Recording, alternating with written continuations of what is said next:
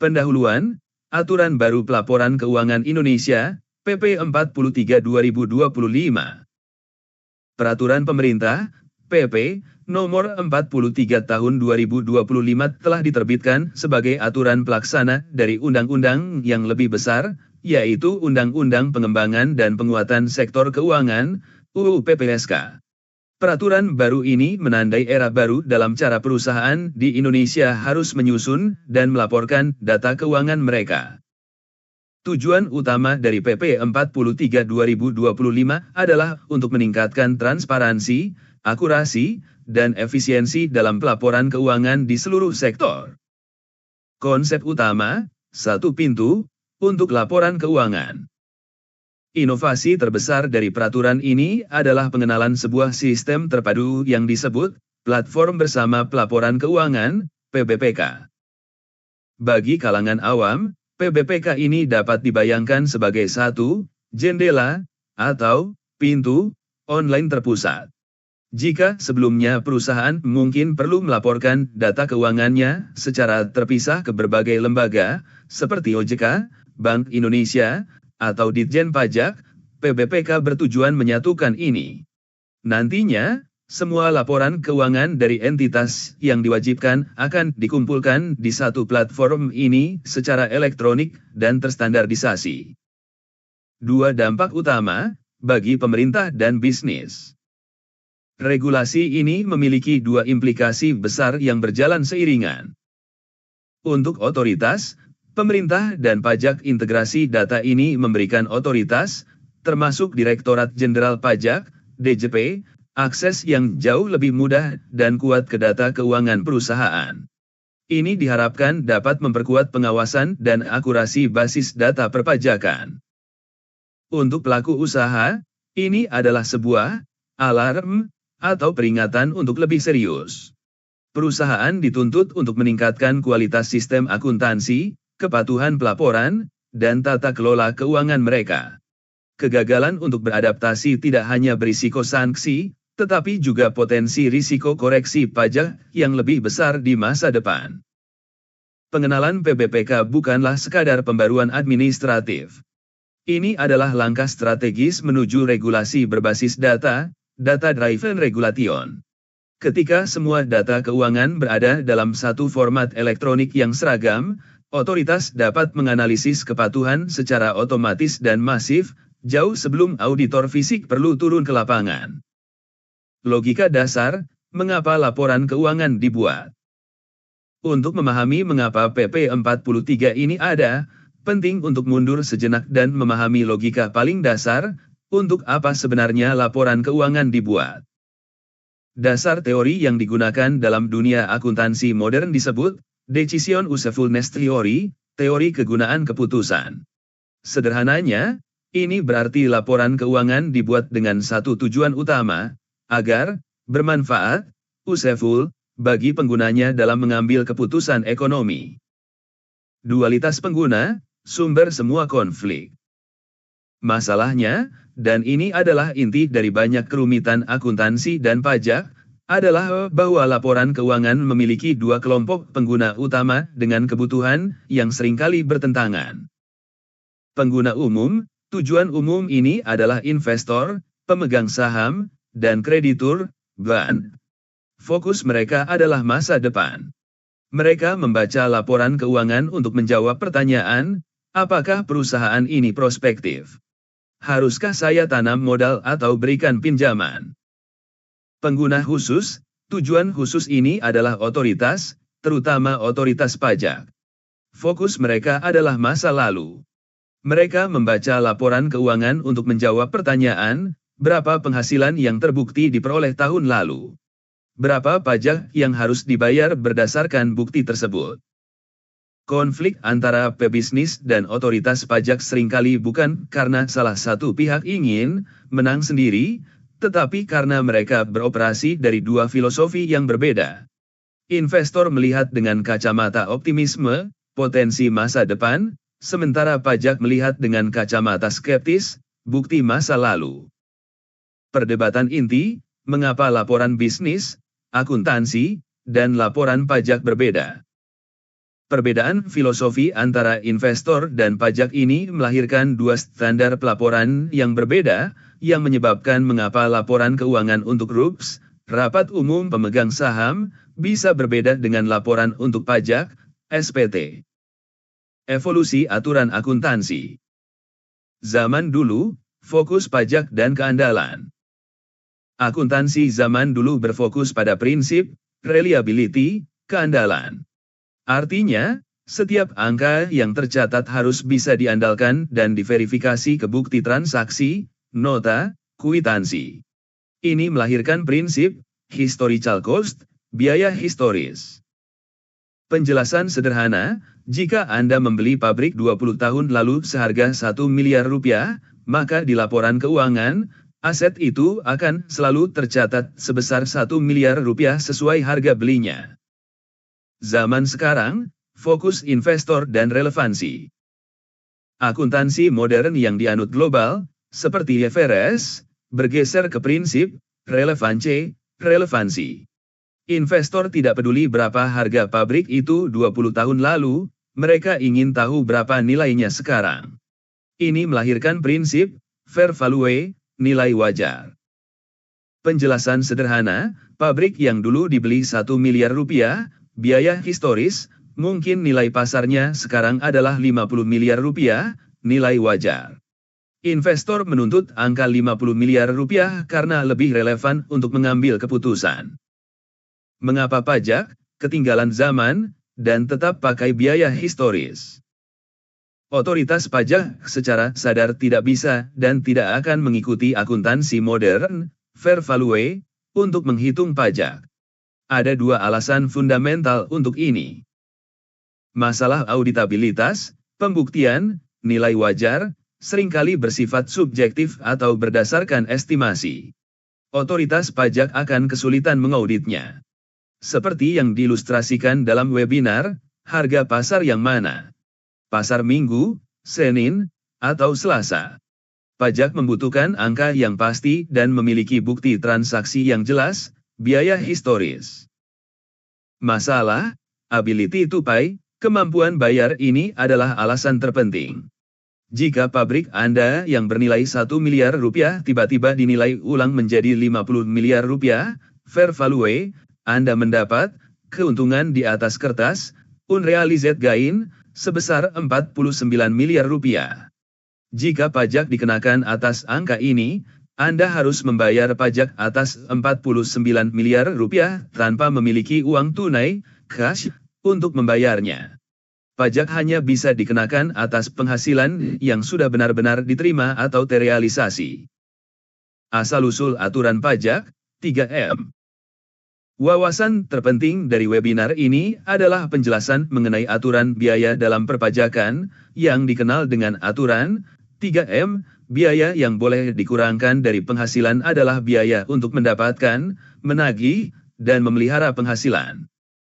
Ternyata, konsep 3M ini bukan murni ciptaan UU pajak.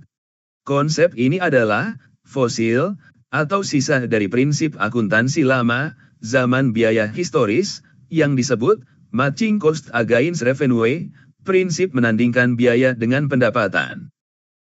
Artinya, pajak Indonesia secara fundamental masih beroperasi pada logika akuntansi tahun 1980-an, di mana setiap biaya harus ditandingkan langsung dengan pendapatan yang dihasilkannya. Sementara itu, dunia bisnis, akuntansi modern, sudah pindah ke logika baru, fair value. Inilah sebabnya mengapa rekonsiliasi fiskal, proses penyesuaian dari laporan akuntansi bisnis ke laporan pajak, akan selalu ada dan menjadi keharusan. Fitur. Laporan akuntansi, umum investor.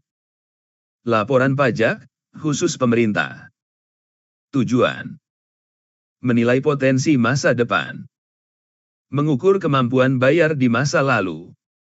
Fokus. Relevansi, relevansi. Keandalan bukti, reliability. Prinsip nilai.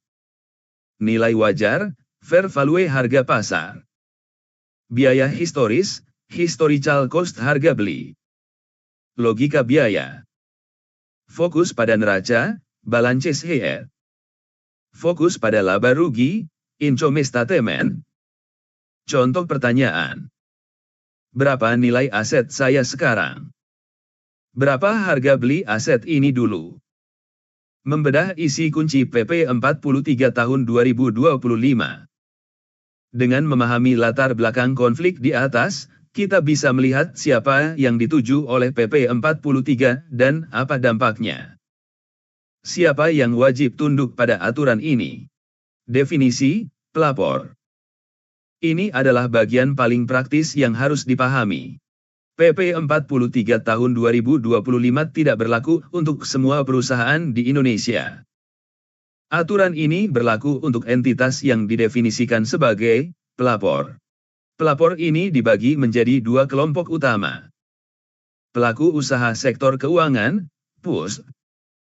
Ini adalah entitas, kelas berat, di sektor keuangan. Contohnya meliputi bank, komersial, BPR, perusahaan asuransi, dana pensiun, perusahaan pembiayaan, leasing, pergadaian, dan pelaku infrastruktur pasar keuangan lainnya. Pihak yang melakukan interaksi bisnis dengan sektor keuangan. Ini adalah jerat atau kaitan yang akan mencakup jauh lebih banyak perusahaan. Jika perusahaan Anda bukan bank atau asuransi, Anda mungkin masuk ke kategori ini. Interaksi bisnis adalah kuncinya, regulasi melalui rantai pasok. Apa artinya berinteraksi? Sesi tanya jawab dalam webinar memperjelas hal ini. Jika sebuah perusahaan, baik itu PT atau bahkan CV, mengajukan pinjaman kredit ke bank, maka perusahaan itu dianggap berinteraksi dengan PUS. Disinilah letak efisiensi regulasi ini. Pemerintah tidak perlu mengawasi jutaan UMKM atau perusahaan menengah satu persatu. Pemerintah cukup mewajibkan bank, sebagai PUS, untuk patuh pada PP 43 dan menyerahkan laporan yang terstandarisasi. Bank, untuk mematuhi aturan tersebut dan untuk mengelola risikonya sendiri, secara otomatis akan memaksa debiturnya, perusahaan yang pinjam uang, untuk menyerahkan laporan keuangan yang benar, rapi, dan sesuai standar. Dengan kata lain, pemerintah mendidik dan memaksa kepatuhan seluruh ekosistem bisnis melalui PUS, terutama bank dan lembaga pembiayaan. Aturan baru, penyusun laporan keuangan harus bersertifikat. Salah satu aturan baru yang signifikan dalam PP 43 adalah pasal 5, yang menetapkan bahwa laporan keuangan harus disusun oleh orang yang memiliki kompetensi dan berintegritas. Ini bukan sekadar formalitas. Kompetensi ini harus bisa dibuktikan, misalnya dengan sertifikat keahlian profesional di bidang akuntansi, atau piagam akuntan register, seperti gelar Chartered Accountant. Penting, ini bukan berarti setiap staf akuntansi di setiap warung harus bersertifikat. Kewajiban ini berlaku untuk entitas, pelapor, PUS dan pihak yang berinteraksi dengannya. Namun, ini adalah sinyal profesionalisasi yang jelas. Perusahaan tidak bisa lagi menyerahkan penyusunan laporan keuangannya kepada staf yang tidak terkualifikasi, terutama jika mereka berurusan dengan sektor keuangan. Peran kantor jasa akuntan, KJA, versus konsultan pajak. Sesi TNJ juga membantu mengklarifikasi perbedaan peran antara dua profesi yang sering dianggap sama. Kantor jasa akuntan, KJA, akuntan berpraktik, tugas utama mereka adalah menyusun dan membuat laporan keuangan dari awal. Mereka adalah koki, yang mengolah data mentah, bon, faktur, menjadi laporan keuangan jadi. Dalam webinar, pekerjaan ini disebut kerja bakti, atau berdarah-darah, karena data klien seringkali tidak rapi. Konsultan pajak, tugas utama mereka adalah mengurus aspek perpajakan berdasarkan laporan keuangan yang sudah ada. Mereka memastikan laporan tersebut sesuai dengan aturan pajak, melakukan rekonsiliasi fiskal, dan mendampingi klien saat ada pemeriksaan, sesuai UU Pasal 32. Mereka adalah ahli gizi, yang memastikan makanan, laporan keuangan, sudah sesuai dengan aturan kesehatan, pajak. Implikasi dan kaitan dengan pajak, Cortex. Bagaimana PP 43 yang berfokus pada pelaporan keuangan ini terhubung langsung dengan pajak? Jembatan hukum, di pasal 4. Dalam transkrip, disebutkan bahwa kata perpajakan muncul sebanyak 5 kali di dalam PP 43. Namun, jembatan hukum yang paling penting adalah pasal 4. Pasal 4 memberi wewenang kepada kementerian, termasuk Kementerian Keuangan DJP, dan otoritas terkait untuk mewajibkan pelapor menyusun laporan keuangan untuk tujuan khusus. Ini adalah landasan legal bagi otoritas pajak, DJP, untuk meminta laporan keuangan versi pajak, yaitu SPT beserta lampiran-lampirannya, melalui sistem PPPK yang baru ini. Hubungan PPPK dengan sistem pajak baru, Cortex. Ada kaitan yang sangat erat antara platform PPPK dari PP 43 dan Cortex System, yaitu sistem teknologi pajak baru yang sedang diimplementasikan oleh DJP. Hubungannya dapat dijelaskan secara sederhana. PPPK adalah pengumpul data, Financial Reporting Single Window. Cortex adalah pengguna data tersebut. Alur kerjanya di masa depan diperkirakan akan seperti ini, perusahaan yang wajib, pelapor, mengunggah laporan keuangannya ke PPPK. Kemudian, saat perusahaan tersebut mengisi SPT badan di sistem Cortex, data laporan keuangan dari PPPK itu akan terintegrasi atau ditarik secara otomatis sebagai lampiran SPT. Mengapa XBRL adalah game changer? Kecurigaan kuat adalah bahwa platform PPPK ini akan menggunakan teknologi yang disebut XBRL, Extensible Business Reporting Language. Bagi orang awam, perbedaannya adalah laporan PDF Excel adalah dokumen mati. Itu hanya gambar atau teks yang harus dibaca dan dianalisis secara manual oleh manusia.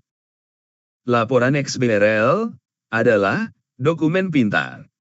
Setiap angka, misalnya, penjualan, Rp100 miliar, diberi tag atau barcode digital yang bisa dibaca komputer. Implikasi, ini adalah game changer yang sesungguhnya. Otoritas pajak tidak perlu lagi membaca laporan satu persatu. Mereka dapat secara instan dan otomatis menjalankan query di seluruh database, misalnya. Tampilkan semua perusahaan di industri manufaktur yang biaya royaltinya di atas 5% omzet. Bandingkan rasio biaya gaji terhadap penjualan di semua perusahaan sektor retail. Analisis yang dulu membutuhkan waktu audit berbulan-bulan, kini dapat dilakukan dalam hitungan detik. Inilah yang dimaksud dengan memperkuat pengawasan yang disebut di awal. Kesimpulan utama, apa yang harus Anda lakukan sekarang? PP 43 tahun 2025 adalah langkah besar Indonesia menuju era transparansi dan integrasi data. Ini bukan lagi wacana, tetapi sebuah kerangka hukum yang akan segera diimplementasikan. Bagi pelaku usaha, ini adalah sinyal kuat untuk segera membenahi dapur atau internal perusahaan. Tindakan yang harus diambil berbeda-beda tergantung posisi Anda. Jika Anda pus, ban, asuransi, leasing, dana pensiun, DLL. Anda adalah target utama dan lini depan dari regulasi ini. Anda harus segera memastikan sistem pelaporan Anda patuh pada PPPK dan standar baru. Yang terpenting, Anda harus memastikan tim penyusun laporan keuangan Anda memiliki kualifikasi dan sertifikasi yang disyaratkan oleh Pasal 51. Jika Anda berinteraksi dengan PUS, misal, punya kredit ban, Anda akan terdampak secara tidak langsung namun pasti. Bersiaplah bahwa bank atau lembaga pembiayaan Anda akan menjadi jauh lebih ketat. Mereka akan meminta laporan keuangan yang lebih rapi, terstandar, dan mungkin mulai mensyaratkan laporan Anda disusun oleh pihak bersertifikat, KAJA, atau diaudit, sebagai syarat pencairan kredit. Untuk semua pelaku usaha, pesan besarnya. Era, data tersembunyi, akuntansi berantakan, atau praktik, laporan ganda, satu versi laporan untuk bank, satu versi lain untuk pajak, secara teknis akan segera berakhir. Integrasi antara platform PPPK, data keuangan, dan Cortex, data pajak, akan membuat data keuangan Anda menjadi buku yang terbuka bagi otoritas. Kepatuhan, compliance, dan tata kelola, governance, yang baik bukan lagi sekadar pilihan atau jargon, melainkan sebuah keharusan dan strategi utama untuk bertahan hidup di lanskap bisnis dan regulasi yang baru ini.